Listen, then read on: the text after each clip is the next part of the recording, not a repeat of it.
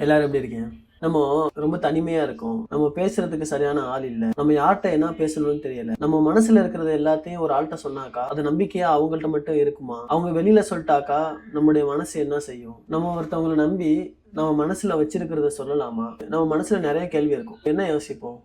நம்ம தனிமையாவே இருந்திருக்கலாமோ? நெறைய பேருக்கு அந்த தனிமையுமே பிடிக்கும். நான் ஒண்ணு சொல்லவா? நம்ம தனிமையா இருக்க போம்போது, நம்ம கூட யார் இருக்கா தெரியுமா? அல்லாஹ் சொல்லுவான், "நான் உங்களுடைய பிறடி நரம்பு இந்த நரம்பு இருக்குல்ல, இந்த நரம்பு கிட்ட நான் இருக்கேன்." ரசூலுல்லாஹ் தனிமையை தேடி இருக்க போம்போது தான் வஹி இறங்குனுச்சு. சரி, அது மட்டுமா?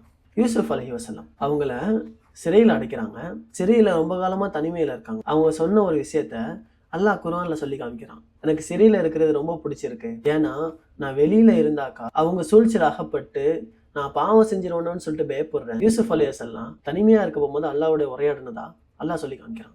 ஆனா நம்ம தனிமையா இருக்கிறத ரொம்ப டிப்ரஷன்ட்டு நினைக்கிறோம். ரொம்ப கில்ட்டியா ஃபீல் பண்றோம். ஆனா அல்லாஹ்ட்ட பேச மறந்துடுறோம். எது நடந்தாலும் சரி, நம்ம தனிமையில இருக்கோம்னு ஃபீல் பண்ணக்கூடாது. நம்ம கூட அல்லாஹ் இருக்கிறான் அப்படிங்கிற ஒரு எண்ணத்த எனக்கும் தரணும். நம்ம எல்லாருக்குமே தரணும்.